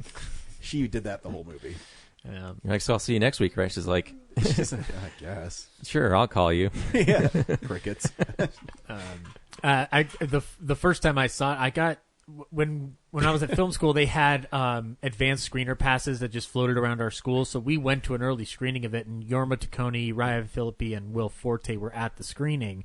And I just assumed this movie's going to be big. And then when I went to my movie theater that I worked at, it was in the second largest theaters we had, like the capacity wise, and they were dead the entire weekend. The thing lasted only 3 weeks. But I want Alamo to do a screening of it this year since it's the 10th anniversary. You know, he didn't have to use the F word so much. Well, it was a fucking bullshit day. His kids were there. They laughed. I'll suck your fucking dick. You just tell me what you want me to suck. Just tell me what you want me to fuck. Oh, shit. I should watch that again. I only watched it like 2 weeks ago just to piss my wife off. Oh, Kristen Wiig, too, is amazing in that. Like, why am I doing this again? MacGruber would never order a latte. No tip. Sorry. That scene, like, it was the first time I was just like, man, MacGruber is an asshole, but I fucking love this character. Why Kristen Wiig is such a great comedian is because she's willing to look stupid. Mm-hmm. And, I mean, she can play for heart, she can play stupid, and she doesn't care. And I think that's why she's an amazing actress. She plays awkward really well. Oh, yeah. Or, like, and confused. Oh, she's great in Bridesmaids. Yeah. She's great in everything. I love Kristen Wiig. She is a terrific actress. But, yeah, MacGruber. I will not do a fitness cinema of that unless that'd be fun. It was empty. Wow, good thing I was wearing that bulletproof vest. You were wearing a bulletproof vest? That's awesome. You talking about? Of course I knew. You used me as a human shield. Pull the car over. Oh, the license plate gag too. Yeah. I forgot about that. All these years later, and that he's just going KP14. I was reading that Will Forte did all of that. He did the whole Notebook. It wasn't prop guys; it was him. Like it gets to the end of the Notebook, and it's this crew drawing of him shitting over a lamppost. And he does it. So that was a lot of fun. And then the last thing was I went through a lovely binge of the Mad Max movies with the High Octane collection that I have. First Mad Max, I talked about it on the show before. Like it's a fun exploitation movie that sets up the world that you're gonna get. Road Warrior's fucking tight. I need to watch that more often. Like that movie it's a tight 95 minutes of straight up just fun, awesome 80s action. And it sounds weird, but it reminded me of like how a Star Wars movie operates on an arc level. Like it's using the same Joseph Campbell mythology kind of thing to it. And how little dialogue there is in the movie, much like Fury Road, like it operates on a pure cinema level, so that's fun. I liked Beyond Thunderdome a little bit more this time around. It's not wonderful, but I like that it sets up the potential of what you end up getting in Fury Road in terms of the scope or the crazy details of how far into madness the world has actually gotten. I mean, it's not the best Mad Max movie, obviously, but it's certainly watchable. You know what's weird is I've tried to watch it 6 or 7 times. I've fallen asleep every time. And I don't even feel bored watching it. I just pass out. Your Ambien. It's just not as engrossing. Like I feel like a good Mad Max movie has to keep your energy level up, and I feel like that film slows down way too much for its own good. Fury Road though does not, and it's still Fury a fucking Road's masterpiece. Brilliant, it's the best movie. one. So this time around, I watched the Black and Chrome edition for the first time. Because it's black and white, and you prefer movies in black and white. And I just hadn't watched it yet. I have it, but I have Wilga Noir too, and I still need to watch. You know, what would be good for you is if you took any movie you watch and just turned down the saturation on your TV and just watch everything in black and white and critiqued it. What would be a good Avatar in black and white? Yeah, nah, that's cheating because we all know it'd be a masterpiece at that point. Sure. Yeah. Just see if you're Grand soul. Just see what your reaction is to all kinds of movies in black and white. Not just the old ones. And then with the black and white movies, I can go Ted Turner this and turn everything else into color. So I can make Casablanca color. I can make, I've seen Casablanca colorized, and it is dumb. That's kind of why I'm making fun of it because Ted Turner was an asshole. You know who wasn't against colorized version of his movies? Cary Grant. Yep. If more people will see him, then that's fine with me. I did learn that's because he actually he took a low salary up front of $150,000, but after 7 years he gained the rights to all his films.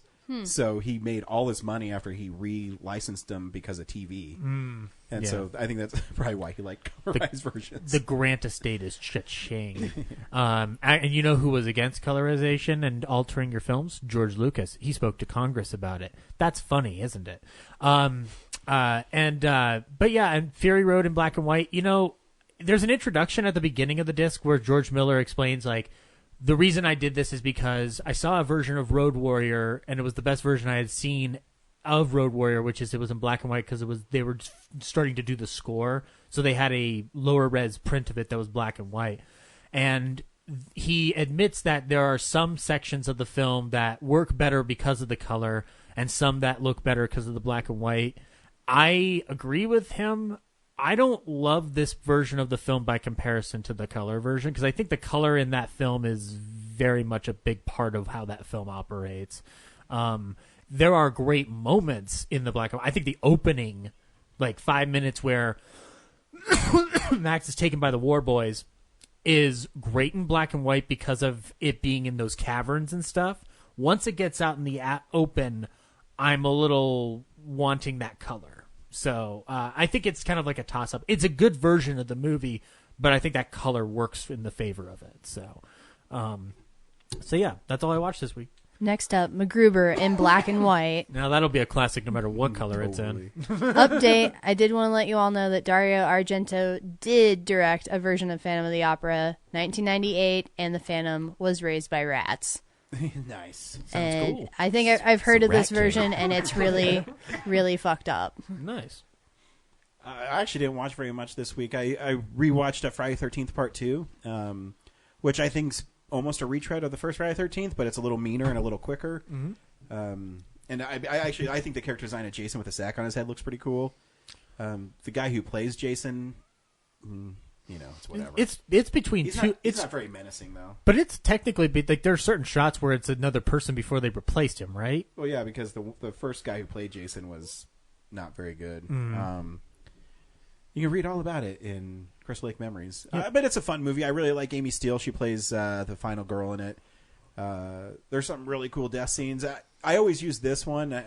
A lot of people point to that Jason kills people when they're having sex or doing dope or something. Not this true. one, he hits a dude in the head with a machete who's in a wheelchair. So, I mean, yeah. I always point to that one, that he kills indiscriminately. And that's why he's scary, is because it doesn't really matter who you are or what you do. He's just going to butcher you. Jason's the disableist. Yes. We only slash the ones we love. I've been...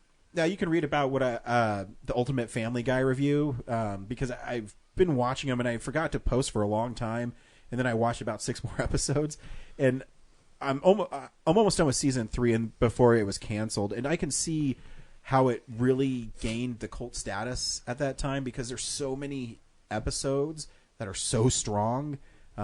Yeah, I mean, I always the thin white line where Brian becomes a drug sniffing dog but gets hooked on cocaine is really great, because he goes to rehab and Peter goes to rehab with him, and there's just so many stupid jokes in it where this lady, Peter's in the cafeteria, and she comes up to him and she says, "I don't think you're an addict. What's your name?"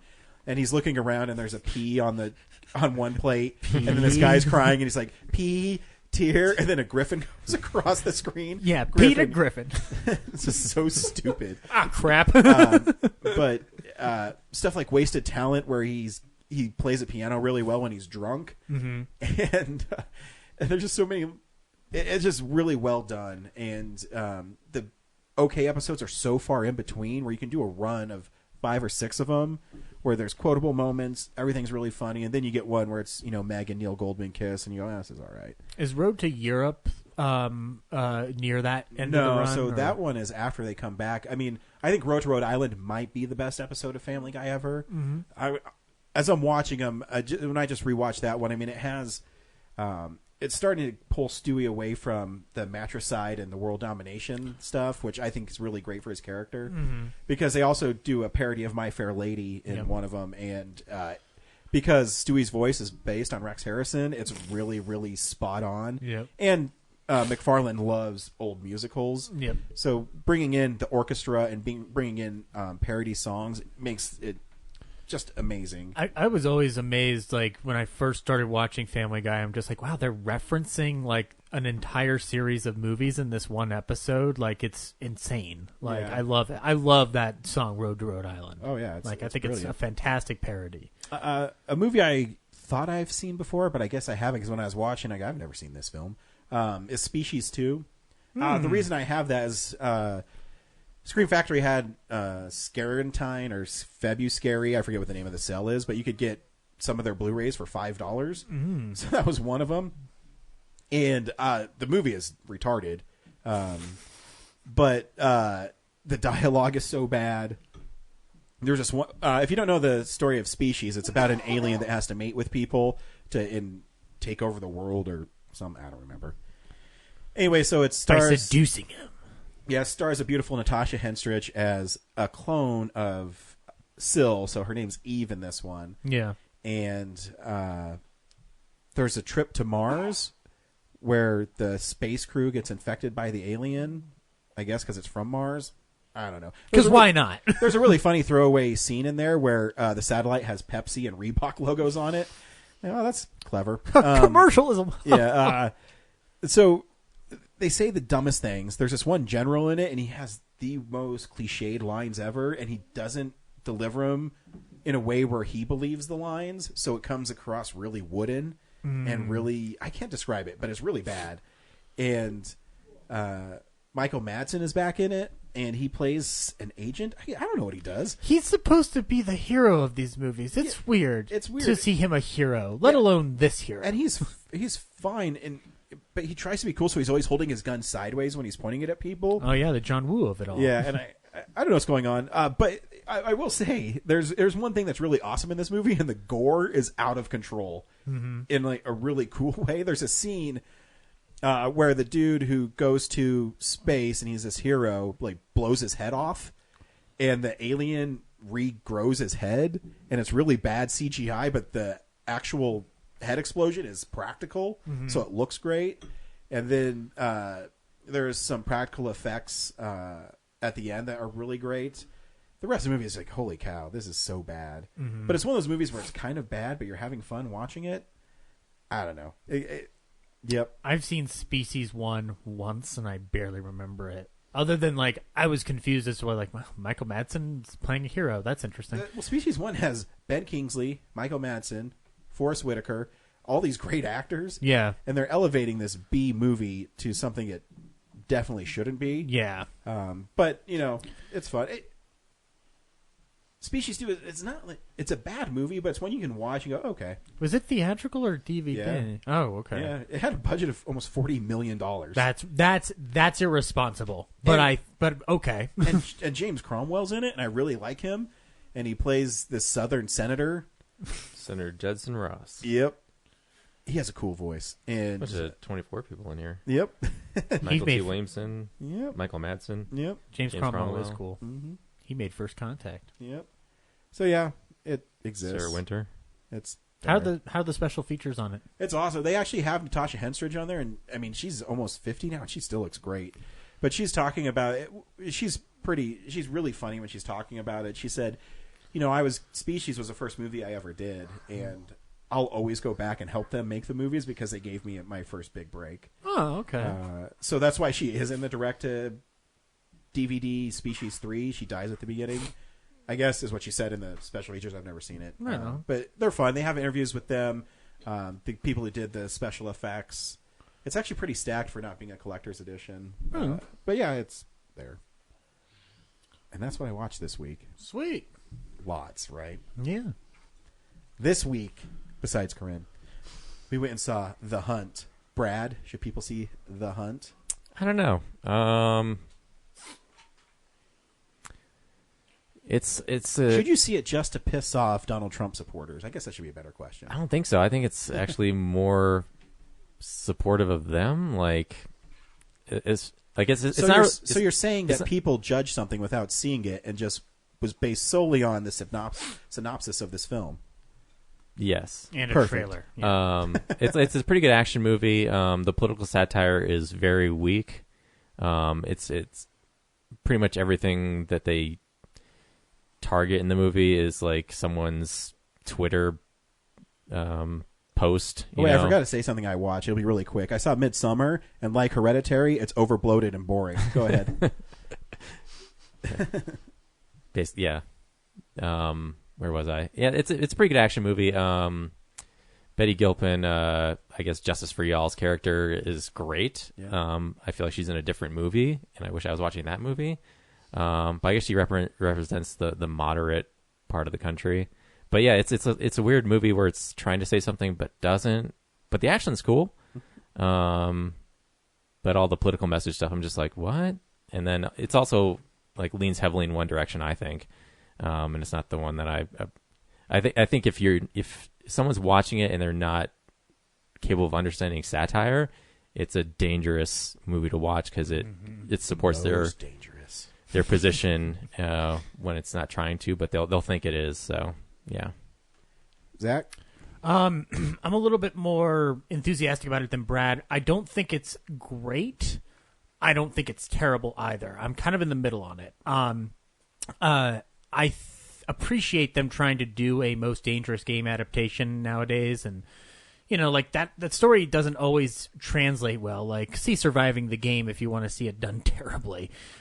See Hard Target if you want to see it done awesomely. Yeah, there you go. Like I'm style. Yeah, but that or watch Zodiac to watch it being alluded to beautifully. I think that the thing I found more fascinating is how people are responding to it in different, like, post the movie being released. And as far as its satire is concerned, I think it's a little misguided, but I mean, I guess this was always going to be a difficult challenge for them no matter what. So, like, I wouldn't discourage people from seeing it. I would say go in with context and prior knowledge and an intelligence level instead of just going in out of blind frustration or whatever you want to call it. So yeah, and Betty Gilpin's fucking awesome in the movie. I actually really like this movie. I won't say too much because I don't want to spoil it, but it goes a place and it actually shines a light on I think a lot of what's happening in America right now, and it does a lot of Janet Leigh from Psycho in it, where you expect to follow somebody and you don't. Yep. And I think that's why the main character, Crystal, I think that's why she feels like she's in a different movie. It's on purpose. I could be wrong. But I actually really like the movie. Here's a trailer for The Hunt.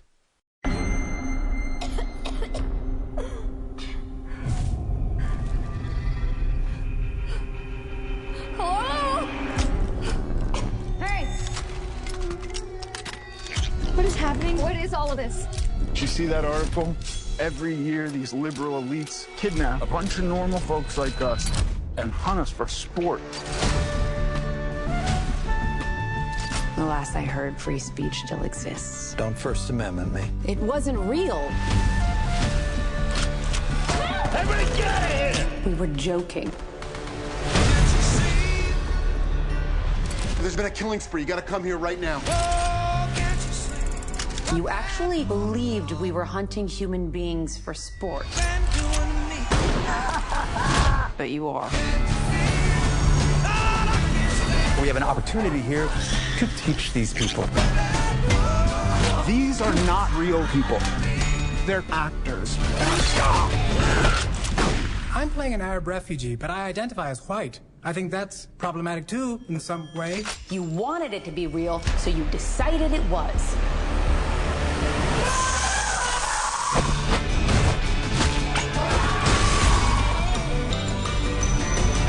What kind of sick people would even think of something like that? White people. We're the worst.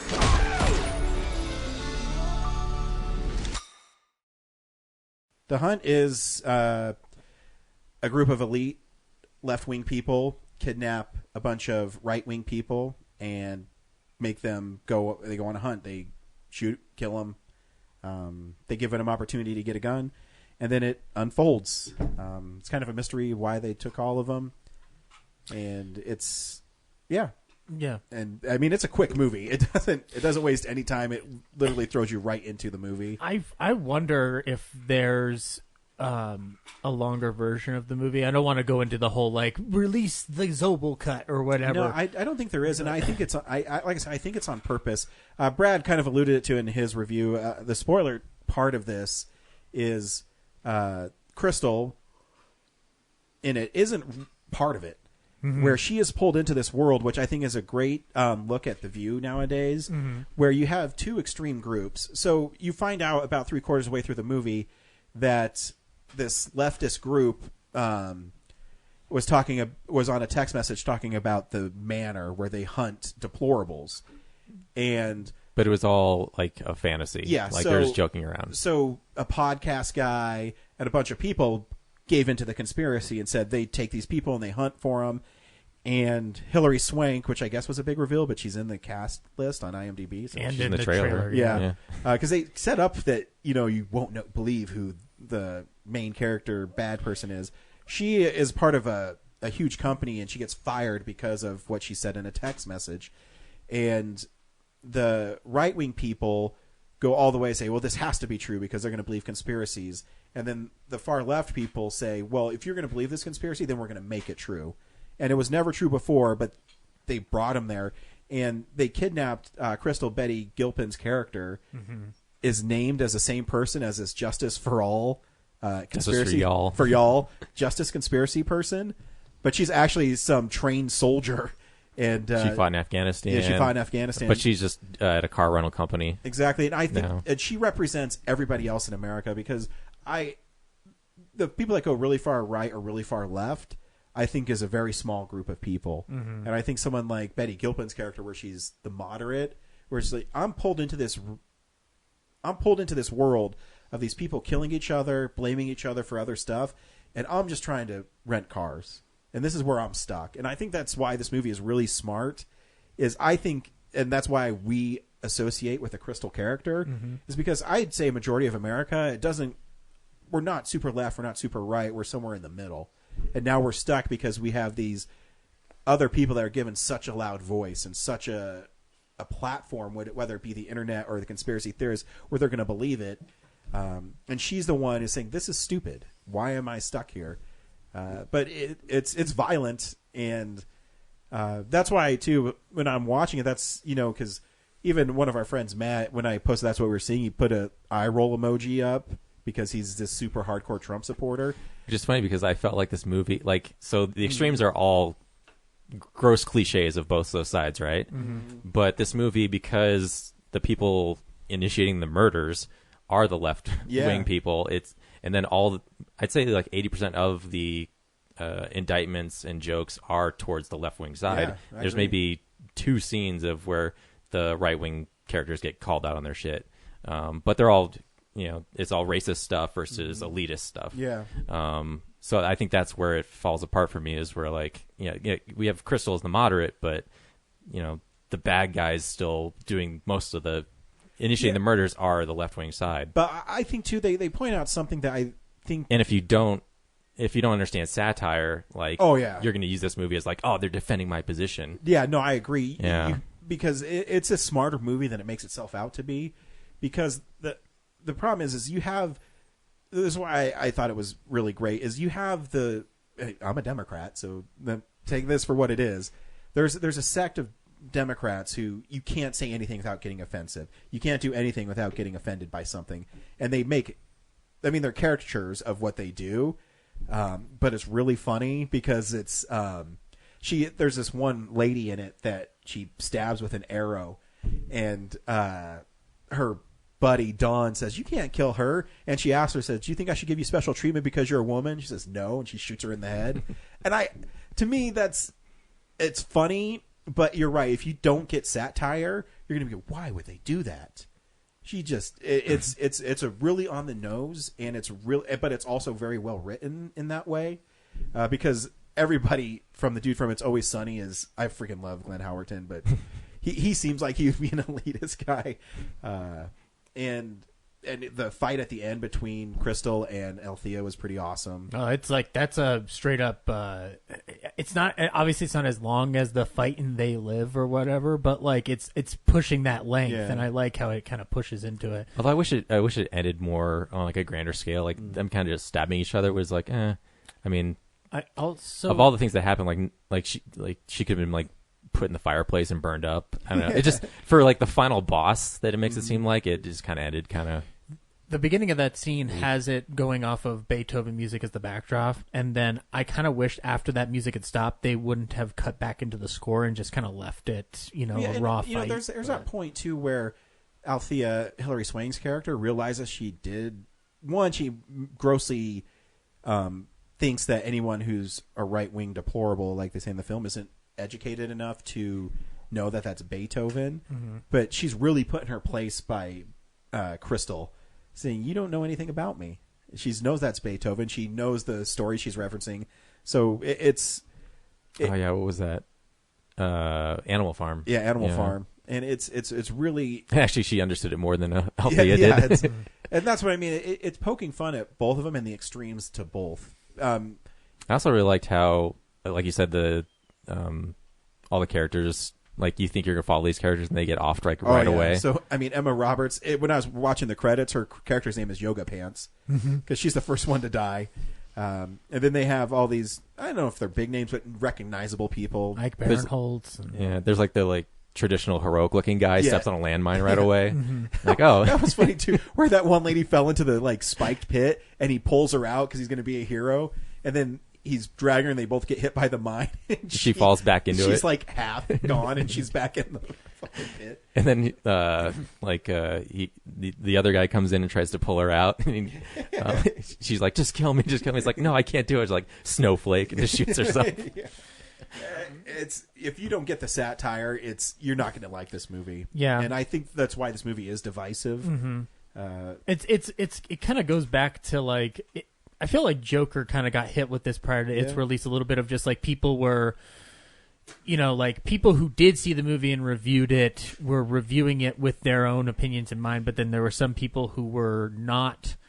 Who hadn't watched the movie who were just forming an opinion automatically. I mean, this is what led to the cancellation initially.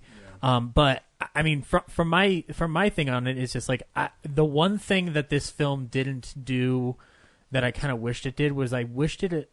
I don't know if you feel this way, Ryan. Maybe you don't, but I feel like it was much more an action movie than it was a horror movie, and I kind of wish they had straddled into horror territory a little bit more because I think that would have.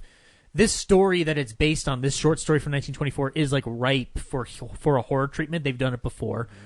I kind of wish they had leaned into it a little more, but given what they're doing throughout the entirety of the movie, it makes perfect sense that it leans more into action. But the violence that it has is over the top in a horror way. So, but I mean, there's even I love this scene too, where they're saved by the U.S. consulate, mm-hmm. and he says, "I know, but what did you like do? Why do these people hate you?" And she really slowly like slides herself over to kick him out of the car. Mm-hmm. It's awesome. But yeah, I mean, like I think that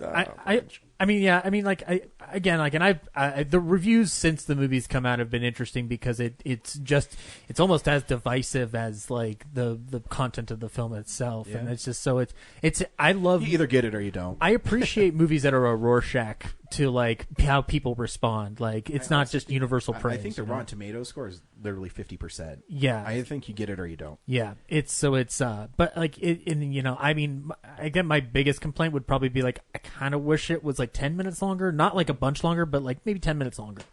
Because I feel like it's a little too tight for its own good at times, but whatever.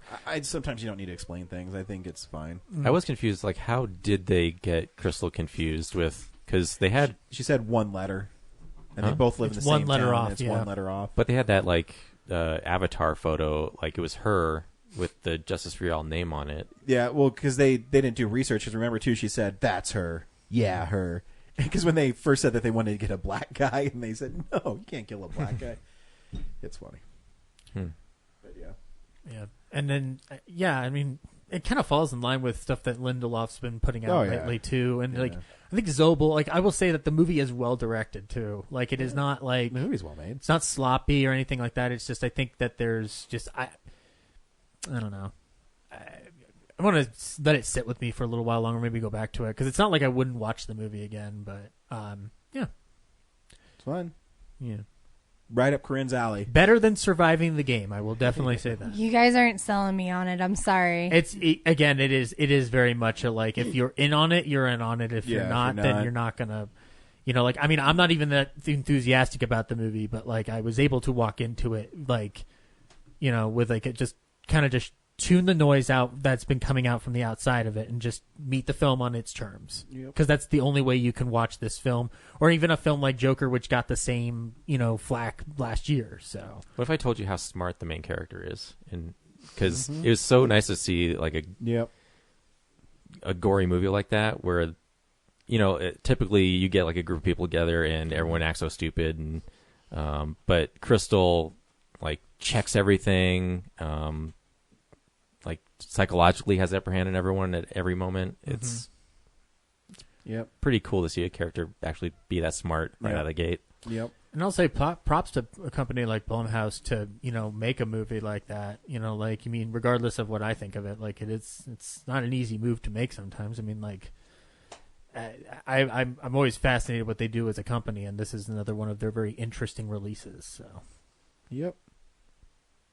Next week we're film explosion. Are we exploding?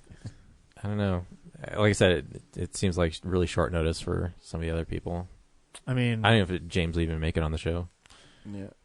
Would he do it 80s? I mean, I think we should do it anyways because we're going to start bunching them all together if we don't. No, we have 5 of them to do. So we have 5 of them due, and we're already in the 3rd month of the year. But also, how long is this coronavirus going to last? How many movies are we not going to get to see? Day 45 under the dome. I think mid-April is pretty much. I mean, really, the only movie that comes out in April is Black Widow's still on, right? Black Widow's still on at the end of April. So. Yeah. May 1st. Yeah. Yeah, we could also do Outbreak as a funny nod to what we're going through. That was Henry's idea. Could do a retro review, yeah. Film Explosion sounds fun. I don't know. I guess dark times. We can ask, I guess, and see if people are down for 1980. Yeah. Well, we'll just do a 1980 Film Explosion. Like, I don't think Henry will miss it because he didn't do the last early 80s one we did. So we'll. I'm just going to make an executive decision. 1980s Film Explosion will be our next episode. God, I got to make a graphic now. Yep. Yeah, you do. It's easy. You can do it. You can do it in your fucking sleep. I got to make Corinne's graphic, too. Yeah. But you're... And I got to advertise the beautiful new glasses that came in. You're a superstar. You can do it. I have faith in you. Dare to dream. Superstar. Just make it 80s style. You're a star. You're on top. Somebody bring you some ham. Yeah. I don't know That's what from that 30 is. Rock. Oh, I didn't watch 30 Rock. I guess the big movie from that year's Empire Strikes Back. Yep. So bust out your lightsabers. We already did a Star Wars one, though. Do Airplane. Actually, next week we'll be doing 1980s Film Explosion. I'll post the hell out of it. It'll be all right. Send your lists. Yeah, send us your lists. And then hopefully this coronavirus BS will be behind us. Or we'll all be dead. I mean, either way.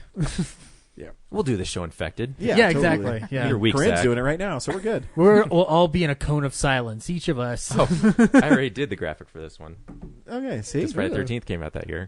See? Yeah! That's what I'm talking about. Woo! That's why I love you, Brad. I knew you had it down. So, yeah, Brad's already posted it, but you... In my show, every time I get angry, they turn into more chicken. Oh, my goodness. More chickens. We did get our glasses Nobody in. calls me chicken. Nobody. We already did our glasses for Denver Pop Culture Con, which is a secret ooze canister. Mm-hmm. Because Is that what that says? I was trying to read the side. No, it says radioactive material. Oh, really? Because in the... Wait, why does that look like a bat symbol? No, it's a crack in it, so where the ooze leaked out. So the canister in the first movie is different from the one in the second movie. So celebrating its 30th anniversary this year is the Teenage Mutant Ninja Turtles movie, not TMN2, which this is based off of. No, this is Is it the first one? Yeah, the Cool. canister design is I'm from the first one. unboxing It's different. Yeah. My glass right now. That's very cool. You can see Brad's graphic of him. What were you pouring in there?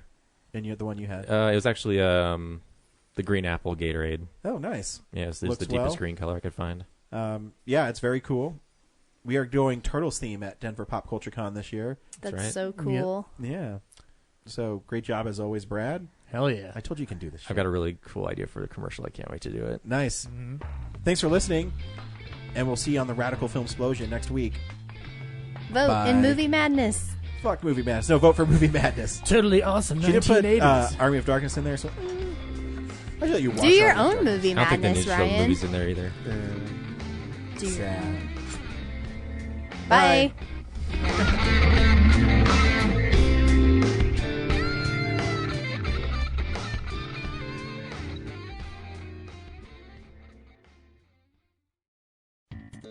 Thank you for listening to this episode of Real Nerds Podcast. Real Nerds Podcast is a production of Nebulous Visions Multimedia. Thank you to Sparks Mandrill and Plan 9 Studios for our kick-ass theme song. Also, if you're in the Denver area and you're looking for a cool place to see movies, we see them at the Alamo Draft House in Littleton and now also in Sloan's Lake. Thank you to Colorado Coins, Cards, and Comics for supplying us with all our comic needs, especially you, Andrew. You know who you are. And a big shout out to James's mom. I'm giving you an electronic hug that you can feel through the airwaves. Thanks for listening, and have a nice day.